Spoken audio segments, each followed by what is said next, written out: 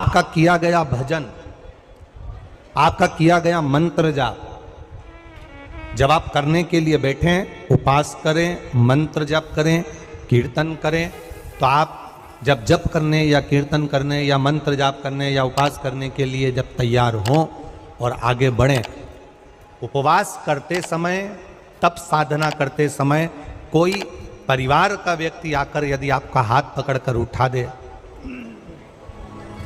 या आपको अपशब्द कहे, तो ये श्रेष्ठता नहीं हो। आप करो पशुपति व्रत, आप करो सोमवार के व्रत, पर निवेदन है कि व्रत करते समय, व्रत के पहले आपके परिवार वालों को, आपकी पति को, माता पिता को, परिवारजन को ये बात बता दी जाए कि हम ये व्रत कर रहे हैं। क्यों?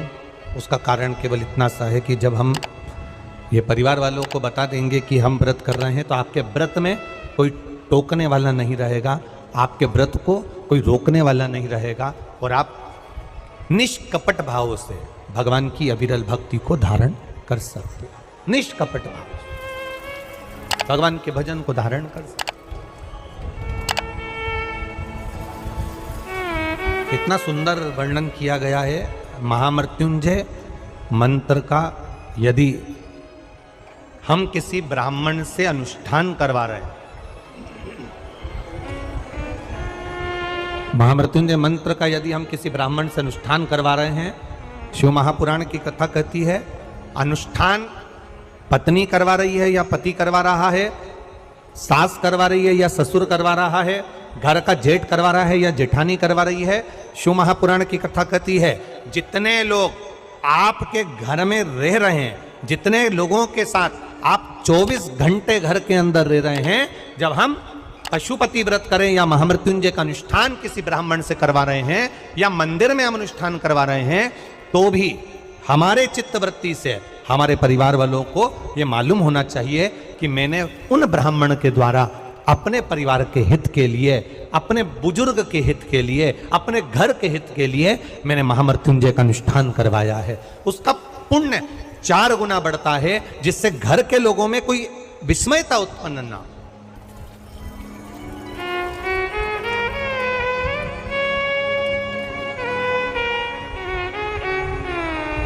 हमारे भीतर कोई विस्मयता उत्पन्न ना हो, हमारे मन के भीतर कोई भेदभाव उत्पन्न ना हो। और हम तो यहां तक कहेंगे, आप अगर शंकर जी के मंदिर में जा रहे हो, 1 लोटा जल चढ़ा रहे हो, शंकर जी के मंदिर में पहुंचकर 1 लोटा जल समर्पित कर रहे हो, तो भी आपके घर के लोगों को मालूम होना चाहिए कि ये पास वाले शिव मंदिर में गई है, मेरे पास के मंदिर में मेरा घर का बच्चा शंकर जी को जल चढ़ाने गया है, मेरा पति पास के मंदिर में शंकर भगवान को जल समर्पित करने के लिए गया है। ये घर के लोगों को ज्ञात होना चाहिए।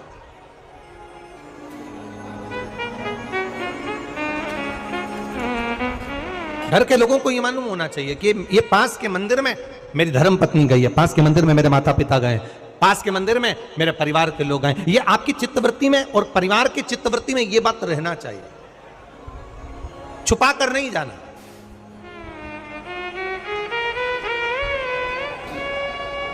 छुपा कर भगवान के मंदिर में नहीं जाना, छुपा कर पशुपति व्रत नहीं करना। महाराज, शिव महापुराण की कथा वर्णन करती है कि आप भगवान का अगर कोई व्रत, कोई साधना, कोई नियम ले रहे हो, माना आपने कोई व्रत करा, कोई करी, पर घर के लोगों को वो ज्ञात होना चाहिए कि ये मंदिर तक जा रही है, ये पशुपति व्रत कर रही है, आराधना कर रही है।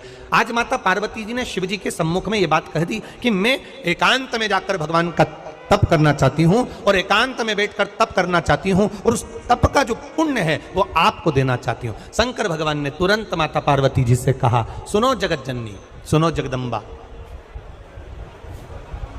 सुनो पार्वती, आप तप करो, मना नहीं है, आप साधना करो, मना नहीं है, आप आराधना करो, मना नहीं है, और आप सोचो कि आपकी करी गई तप साधना का पुण्य आप मुझे दे दो, तो भगवान तुरंत कहते हैं, पार्वती जी मुझे आपके तप साधना का पुण्य नहीं चाहिए, आप अपना पुण्य अपने पास में रखो, हमें आपका पुण्य नहीं चाहिए। अभी तक जितनी शिव महापुराण की कथा हुई, उस कथा में आज तक ये बात नहीं निकली जो आज आप लोगों के बीच में इस भोपाल नरेला विधानसभा में जो कथा चल रही है, इसमें ये कहना चाह रहे हैं। बड़ा ध्यान लगाकर सुनना। आप अगर 5 महीने तक, 6 महीने तक, 3 महीने तक, 2 महीने तक, 15 दिन, 20 दिन, 1 महीना, 1 साल, 2 साल, 8 साल, 4 साल अगर आपने शंकर भगवान को जल चढ़ाया है, तो शिव महापुराण की कथा यहाँ तक कहती है कि आपके घर में अगर कोई व्यक्ति बहुत दयनीय स्थिति में पड़ा हुआ है, हॉस्पिटल में पड़ा हुआ है, कोई तकलीफ में पड़ा हुआ है, कोई कष्ट में पड़ा हुआ है, तो आप जब भगवान शिव को जल समर्पित करो तो बाबा से ये विनती कर कर भी जल समर्पित कर सकते हो कि मेरे परिवार का एक व्यक्ति, उसका ये साथ में ये हो गया और वो हॉस्पिटल में पड़ा, उसका नाम ये है, गोत्र ये है। बाबा, हमने जो तप साधना करी है, हमने जो इतने महीने तक आपको जल समर्पित करा है, हमने जो बेलपत्र समर्पित करी है, मेरे बाबा आज स्वीकार करना। और जो हॉस्पिटल में पड़ा है, जो कर्जे में लदालूम पड़ा है, जो तकलीफ भोग रहा है, ऐसी कृपा करना बाबा कि मेरे 2 महीने जो मैंने जल चढ़ाया है, उस चढ़ाए गए जल का पुण्य मैं उसके खाते में देती हूं और उसको ठीक कर देना। यह पुण्य का भाग है।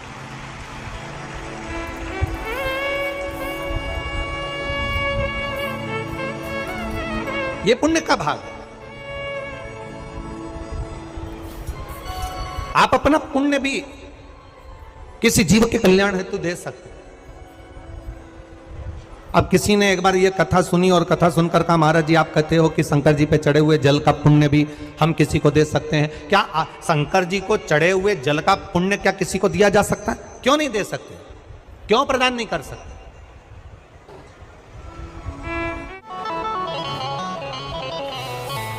एक पुण्य का अपने भीतर एक विचार फिर करिएगा। बड़े बड़े सावधानी की कथा है। आप लोग सोचो कि यह कथा यहाँ से सुनी, यहाँ से निकाल दी, बच्ची कुची थी, कपड़े में झटकार दी। यहाँ कथा अगर सुनने के लिए आए हो तो थोड़ा दिल लगाकर सुनना, मन लगाकर सुनना। हो सकता है एलईडियाँ थोड़ी बंद चालू हो, मना नहीं है, पर माइक की व्यवस्था आपके पास में है तो दिल लगाकर सुनो। जहाँ मौका मिल जाए वहाँ बैठकर अपना चित्त लगाकर सुनना, क्योंकि 3 घंटे में से केवल 2.5 घंटा आपको प्राप्त होता है। बाकी का पूरा समय आप लोग यहाँ सुबह 6 बजे से रात को 3 बजे से 4 बजे से इस कथा का इंतजार करते हो। शायद दुनिया की पहली कथा होती है शिव महापुराण की कथा, जिसको लोग रात को 4-4 बजे से 3-3 बजे से जगह संभाल कर बैठकर कथा सुनते हैं। तपती हुई धूप, भयंकर गर्मी, 2 किलोमीटर दूर तक पैदल चलकर आना और बैठने के लिए इतना 8-8, 9-9 पंडाल लगाए गए, पर 9-9 पंडाल भी फुल हैं। उन पंडालों में जगह नहीं। धूप में छाता पकड़ना, चादर पकड़ना, साड़ी पकड़ना और उसको पकड़कर बैठे रहना। तपती हुई धूप में जहाँ तहाँ बैठकर कथा सुनना, ये दुनिया की पहली कथा है जिसको लोग कभी भूल नहीं पाएंगे कि इतनी धूप में भी लोग कथा सुन सकते। इतनी धूप, इतनी गर्मी,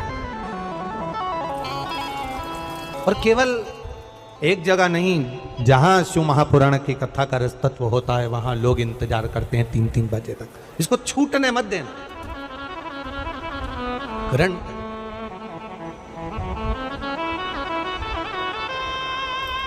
शादी में गए हो, 500 का लिफाफा दिया है तो भोजन कर कर जरूर जाना।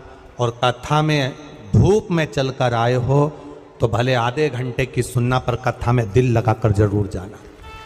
दिल लगाकर जाना, चित्त लगाकर। आप अगर 1 लोटा जल भगवान शिव को समर्पित कर रहे हो, आप एक बेलपत्र भगवान शंकर को समर्पित कर रहे हो, आप एक शमी का पत्ता भी भगवान शंकर को समर्पित कर रहे हो, आप भगवान शंकर का पंचानंद स्नान करा रहे हो, आप भगवान शंकर के मंदिर का शिखर दर्शन कर रहे हो, आप भगवान शंकर के मंदिर में जाकर झाड़ू लगा रहे हो, पोछा लगा रहे हो, सफाई कर रहे हो, तो भी तुम्हारी चित्तवृत्ति में रहना चाहिए कि जब किसी पर दुख की घड़ी आए, किसी पर तकलीफ आए, किसी पर कष्ट आए, हमारा करा गया पुण्य हम उसके खाते में दे सकते हैं। हम अपने पुण्य को दूसरे के खाते में प्रदान कर सकते हैं।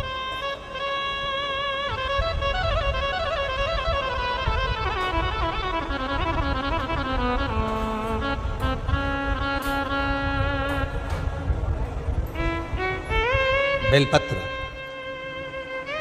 जरा ध्यान देना हो। ये बेलपत्र जो होता है, इस बेलपत्र पर कभी कभी आपने देखा होगा कि कई लोग बीच वाले पत्ते पर चंदन लगा देते हैं। ये जो बीच का पत्ता होता है, इस पर लोग चंदन लगा देते हैं।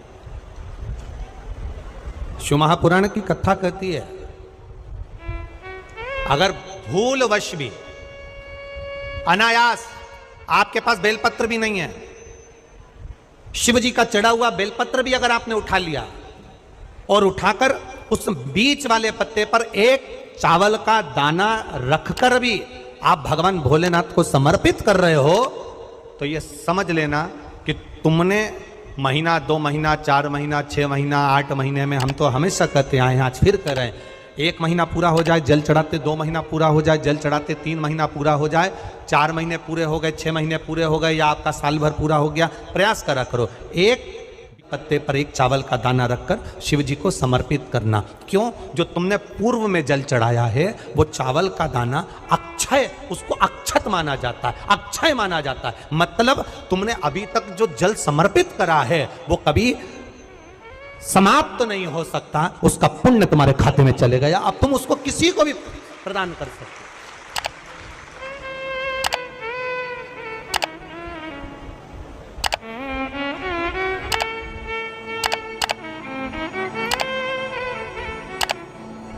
बहन भाई को तिलक करती है रक्षाबंधन पर, माथे पर तिलक लगाने के बाद में चावल लगाती कि नहीं लगाती? बोलो, जम के बोलो जरा। लगाती है? बोलते जाओ जरा। लगाती है, ठीक है। मंदिर में आप पूजन कर रहे हो, घर में कोई अनुष्ठान कर रहे हो, पंडित जी तुम्हारे मस्तक पर तिलक करते हैं तो चावल लगाते कि नहीं लगाते? बोलो बोलो, जम के बोलो। लगाते हैं। तुम्हारे घर में शादी ब्याह होता है तो तिलक करा जाता है तो चावल लगाया जाता कि नहीं लगाया जाता?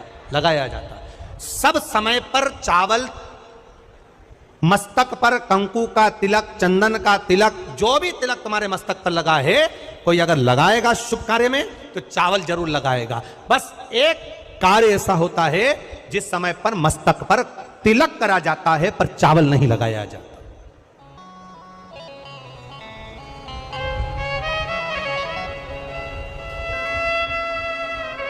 एक समय ऐसा होता है जिस समय तिलक करा जाता है पर चावल नहीं लगाया जाता। चावल का मतलब है अक्षय, मतलब बार बार भगवान ऐसा मौका लाए, बार बार भगवान ऐसी कृपा करे कि तुम ऐसा अनुष्ठान करते रहो, पुण्य करते रहो, सत्कर्म करते रहो, 16 सोमवार के व्रत करते रहो, चतुर्थी के व्रत करते रहो, तुम छठ की पूजन करते रहो, तीज का व्रत करते रहो, सोमवार का व्रत करते रहो, तुम्हारे घर में हमेशा ऐसे शुभ कार्य होते रहे। केवल अक्षय, अक्षत एक जगह पर नहीं लगाया जाता। कब नहीं लगाते अक्षत को? मस्तक पर तिलक करते समय अक्षत कब नहीं लगाया जाता? केवल एक समय पर। कब? जब घर में कोई शांत हो जाता है, और शांत होने के बाद जब मस्तक पर पगड़ी का क्रम होता है, उस पगड़ी के क्रम पर तिलक तो लगाया जाता है पर चावल नहीं लगाया जाता। भगवान से प्रार्थना करते हैं ये बार बार मौका मत देना, जो हो गया उसको समाप्त, ऐसा मौका बार बार ना दीजिएगा। हाँ, पगड़ी पर से उठ गए, अच्छा काम करने के लिए मंदिर जा रहे हो, स्थान छोड़ने के बाद अब तिलक लगाओ और उसमें चावल ढेर सारा लगाओ, कोई मना नहीं। पर अक्षय, उस अक्षत की महत्वता को समझना कि उसको बारंबार प्राप्ति ना हो, ऐसे कार्य की प्राप्ति ना हो, अच्छे कार्य की प्राप्ति, श्रेष्ठ कार्य की प्राप्ति, शुभ कार्य की प्राप्ति। अगर मौका मिले तो एक बार भविष्य पुराण, और एक बार मौका मिले तो कूर्म पुराण, और एक बार मौका मिल जाए तो नंदी पुराण, ये 3 पुराणों का स्मरण करना, इसमें आपको अक्षत की महत्वता प्राप्त हो। भविष्य पुराण, कूर्म पुराण और नंदी पुराण, इन 3 पुराणों में आपको अक्षत की महत्वता प्राप्त होगी कि चावल की महत्वता क्या है। एक चावल का दाना जब अशोक सुंदरी वाली जगह पर चढ़ाया जाता है, एक चावल का दाना अशोक सुंदरी वाली जगह पर चढ़ाया जाता है। हम माताओं से हमेशा कहते हुए आए हैं, आज फिर निवेदन करेंगे, जिस माता के गर्भाशय में गांठ हो गई हो, जिस माता के गर्भाशय में गठान पड़ गई, अक्षत, एक चावल का दाना, गर्भाशय में गांठ हो गई, डॉक्टर को दिखाया, गर्भाशय में बच्चा दानी के अंतर्गत गांठ पड़ गई, गर्भाशय में गांठ पड़ गई, बड़ी तकलीफ की जिंदगी जी रही है, डॉक्टर कह रहे ऑपरेशन करवाओ, डॉक्टर कह रहे ऑपरेशन करवाना पड़ेगा। एक बार मेरे भोलेनाथ पर जल चढ़ाना प्रारंभ करो। एक चावल का दाना अशोक सुंदरी की, अशोक सुंदरी की जगह मालूम है ना सबको? अरे बोलो अशोक सुंदरी।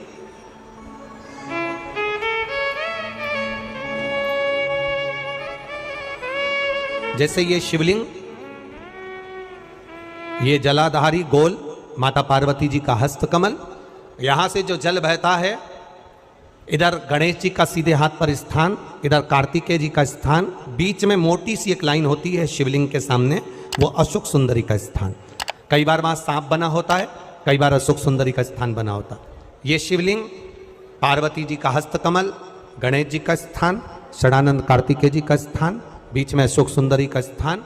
ऊपर से जो बूंद बूंद पानी गिर रहा है वो शंकर भगवान की 5 लड़कियां, जया, विषहरा, शामरीबारी, दौतली और देव, ये शंकर जी की 5 बेटियां ऊपर से जल गिरा रही। तो अशोक सुंदरी वाली जो स्थान होता है, जब आपके गर्भाशय में या शरीर में पुरुष हो, स्त्री हो, जिसके पूरे शरीर में कहीं पर भी गांठ पड़ गई हो और गल ना रही हो, एक चावल का दाना अशोक सुंदरी वाली जगह पर चढ़ाना प्रारंभ करो। शिव जी पे जल चढ़ाना प्रारंभ करो, उस जल का आचमन करना प्रारंभ करिए। आप 3 महीना, 4 महीना, 5 महीना करते रहो, उसके बाद जांच जरूर करवाना हॉस्पिटल में जाकर कि गांठ गली कि ना गली। पर विश्वास रख, भरोसो दृढ़ इन चरणन करो, श्री वल्लभ नक चंद्र छटाबिन सब जग माही अंधेरो। भरोसा मूर्ण होना चाहिए, भरोसा मूल हो। हमारा अगर विश्वास नहीं है तो फिर भगवान भी नहीं है। मानो तो मैं गंगा। एक फेसबुक पर किसी ने लिखा था, आज पुत्र, हमको तो आशीष ने बताया, एक फेसबुक पे लिखा हुआ था, एक फेसबुक पर किसी ने लिखा था, आज पुत्र रत्न की प्राप्ति हुई, सभी मित्रों का आभार। क्या लिखा था फेसबुक पे? अरे बोलो तो जम के, आज मेरे घर पुत्र रत्न की प्राप्ति हुई, सभी मित्रों का आभार। अब मित्रों का आभार क्यों दे रहा है? पुत्र तेरा है कि मित्रों का है?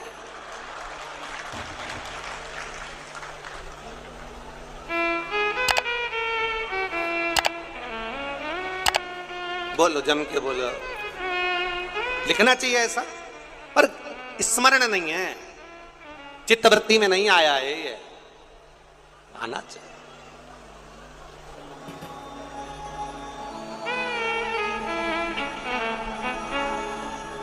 चित्तवृत्ति में आना चाहिए। आप क्या कर रहे हो, आप क्या प्रदान कर रहे हो, क्या लिख रहे हो, क्या बोल रहे हो, आपकी चिदानंद वृत्ति में यह आना चाहिए कि आप क्या कर रहे हो। आज मेरे यहां पुत्र रत्न की प्राप्ति हुई, सारे मित्रों का। क्या लिखा है तुमने, क्या प्रदान किया तुमने, विचार करो।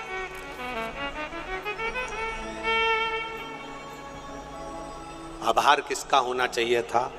आज मेरे घर पुत्र रत्न की प्राप्ति हुई, महादेव आपका आभार, आपकी कृपा, आपकी दया, आपकी करुणा, जो ये पुत्र रत्न की प्राप्ति मेरे घर में हो गई, ये आपकी करुणा से हुई, ये आपकी उदारता से हुई।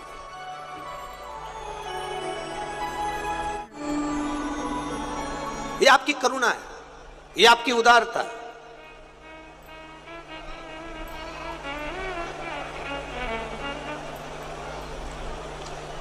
ये कथा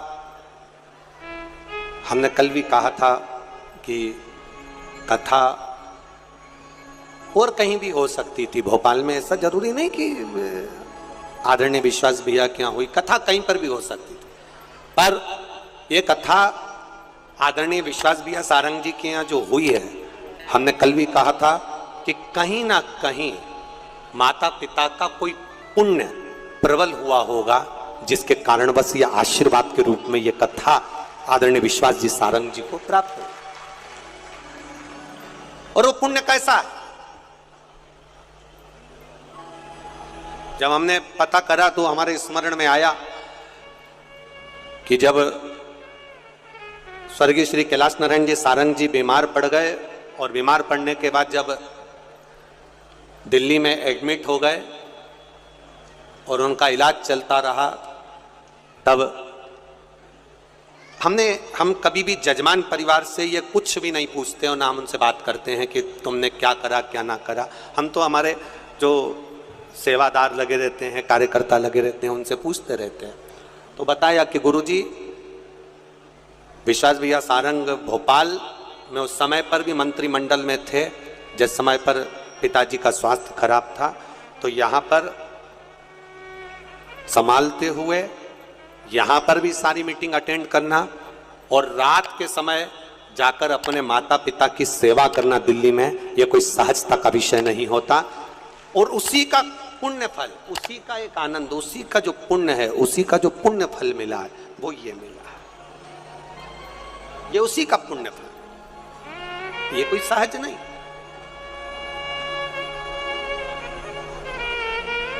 इतनी शिव महापुराण की कथा करी, पूरे भारत में करते रहते हैं, पर पहली शिव महापुराण की कथा ऐसी हुई है जिसमें रेलवे स्टेशन पर भी भक्तों को लाने के लिए बस लगाई गई। इसके लिए विश्वास भैया सारंग जी को बहुत बहुत साधुवाद। आज तक जितनी कथा हुई उस किसी कथा में कहीं पर भी रेलवे स्टेशन से कथा स्थल तक लाने के लिए भक्तों के लिए बस नहीं लगी, पर पहली कथा ऐसी थी जिसमें भोपाल के रेलवे स्टेशन से भक्तों को यहां तक लाने के लिए बसों को निःशुल्क चलाया गया। एक बार जोरदार ताली बजा, बहुत बहुत साधुवाद, बहुत बहुत साधुवाद। कोई परेशान ना, आनंद से पहुंचे लोग कथा। हाँ, 4 बजे से 7 बजे तक शिव के भ्रमण का समय बताया है शाम को। तो 7 बजे से लेकर फिर रात्रि 9 बजे तक लक्ष्मी और दरिद्रता फिर भ्रमण पर जाती है। इनका एक समय निश्चित है महाराज, भ्रमण कर कर आ जाना।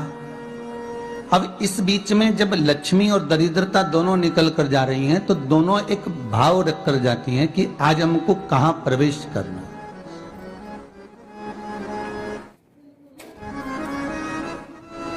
आज हमें किस जगह पर प्रवेश करना है, आज हमें कहां पहुंचना है, आज हमें किस जगह जाना है। और जिस नगर में जिस मार्ग से लक्ष्मी और दरिद्रता निकल कर जाती है, ये दोनों का जब निकलना होता है, इनको स्थान दिया गया जहां पर स्वच्छता हो, घर के दरवाजे पर रंगोली डली हुई हो, द्वार पर जल छीटा गया हो। महाराज, उस द्वार पर लक्ष्मी प्रवेश करती है तो दरिद्रता भी जाने लगती है अंदर। जब दरिद्रता अंदर जाने लगती है तो लक्ष्मी उसको रोक देती है, पहले मैं देखकर आती हूं कि तेरे लिए स्थान है कि नहीं, तू यहां रुक।